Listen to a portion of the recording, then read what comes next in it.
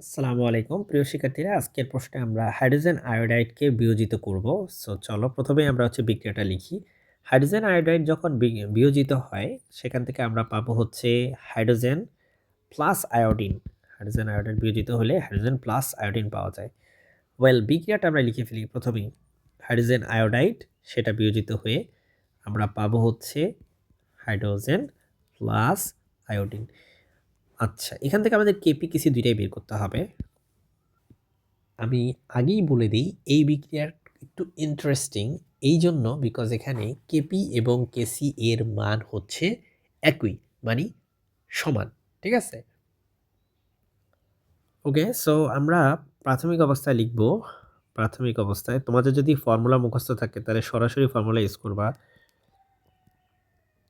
প্রাথমিক অবস্থায় তোমার হাইড্রোজেন আয়োডাইড ধরে নাও যে তোমার আছে লেটস সে ও আরেকটা জিনিস, সেটা হচ্ছে ব্যালেন্স করার জন্য আমরা এখানে 2 দিয়ে গুণ করতে হবে, কারণ এখানে দুইটা হাইড্রোজেন আছে, দুইটা আয়োডিন আছে। সো আমাদের এখানে একটা হাইড্রোজেন একটা আয়োডিন আছে, সেজন্য 2 দিয়ে গুণ করতে হবে, নাহলে কিন্তু হবে না। ঠিক আছে, নাহলে কিন্তু তোমার এই ম্যাথই হবে না। ঠিক আছে, তার প্রাথমিক অবস্থায় দেখো my dear students, hydrogen iodide এটাকে আমরা টু টু মোল পরিমাণ ধরবো, আর আমাদের উৎপাদ্য থাকবে না। উৎপাদ্য প্রথমে কি তৈরি হয় নাকি? হয় না। সাম্য অবস্থায় কি হয় দেখো, সাম্য অবস্থায় আমাদের হাইড্রোজেন আয়োডাইড থেকে এখানে তোমার বিয়োজিত হয়ে যাবে 2 আলফা পরিমাণ। তুমি বলবা স্যার আলফা পরিমাণ না হয়ে কেন 2 আলফা হইল? এর পিছনে কারণ হচ্ছে এই যে 2, এই 2 আছে, তাই সেই রেশিও, সেই অনুপাত সে মেনটেন করবে। আর এখানে আলফা পরিমাণ তৈরি হবে, এখানেও এটাকে আলফা পরিমাণ তৈরি হবে, কারণ এগুলো দেখো 1:2, এখানেও একটা 1, এখানেও একটা 1। সো 1:1 রেশিওতে এরা বিক্রিয়া করে, সেজন্য এটা এভাবে তৈরি হবে।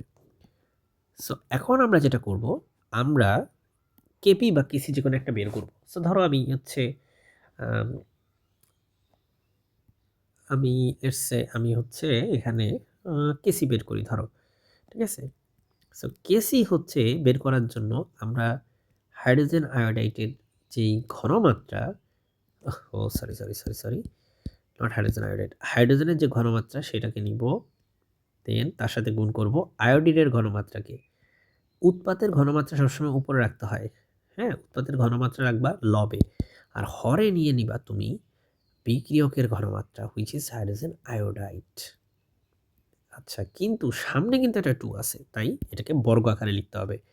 যদি এদের সামনেও 2 থাকতো তাহলে এখানেও আমরা বর্গ দিতাম, এটা কিন্তু মাথায় রাখতে হবে। এখন আমরা ঘনমাত্রা কিভাবে বের করি? ঘনমাত্রা বের করার সূত্র হচ্ছে তোমার লেটস ঘনমাত্রাকে আমরা I don't know, let's see দিয়ে প্রকাশ করলাম বা এস দিয়ে প্রকাশ করলাম। ঠিক আছে, সেটা হচ্ছে উপরে থাকবে মোল সংখ্যা এন, আর নিচে থাকবে আয়তন, মোল সংখ্যা বাই আয়তন। ঠিক আছে, সো এই ফর্মুলাটা তোমরা জানো, কারণ এই চ্যাপ্টারে আমি অনেকগুলো কোশ্চেন আলোচনা করছি অলরেডি। যদি ভিডিওগুলো দেখে থাকো প্লেলিস্টে, তাহলে ইনশাল্লাহ তোমার এটা জানার কথা।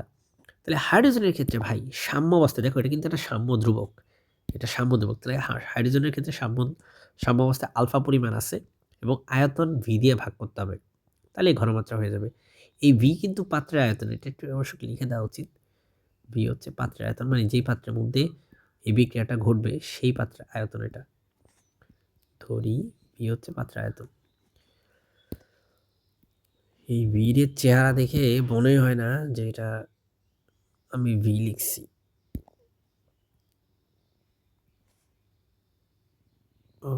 ওকে,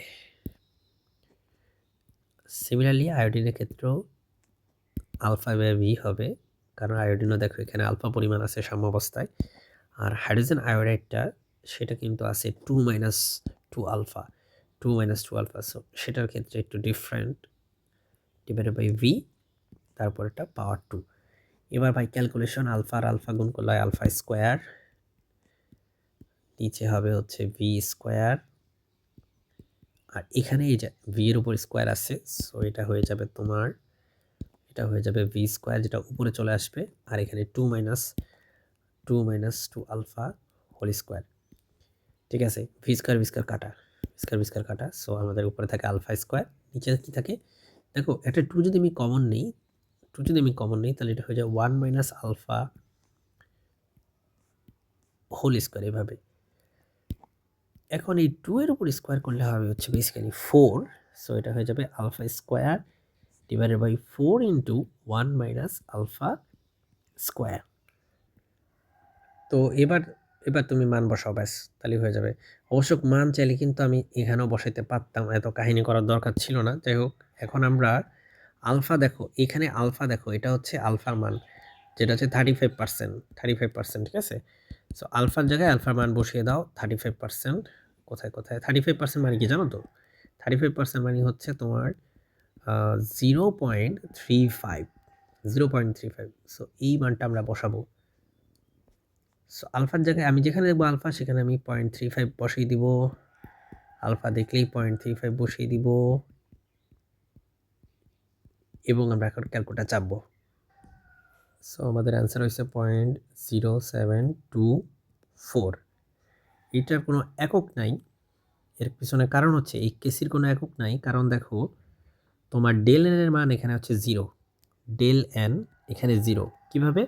কারণ আমাদের এখানে উৎপাদে 1 মোল আর 1 মোল মিলে হচ্ছে 2 মোল, আমাদের বিক্রিয়কে আছেও 2 মোল, 2 থেকে 2 বাদ দিলে হয় 0। আর ডেল এন যখন 0 হবে তখন সিম্পলি তোমরা জেনে রাখো কোনো প্রকার একক থাকবে না, এবং এই ক্ষেত্রে কেসি আর কেপিও সমান হবে ডেল এন যখন 0 থাকবে। সো এখানে তুমি লেখো, যেহেতু যেহেতু ডেল এন এর মান হচ্ছে 0, তাই কেপি কেসি দুইটাই সমান, সেটা হচ্ছে 0.0724, এবং এবং কোনো একক নেই। হ্যাঁ, সেটা অবশ্য লেখা লাগবে না, এটুকু লিখলেই হবে। That's it, that's the answer.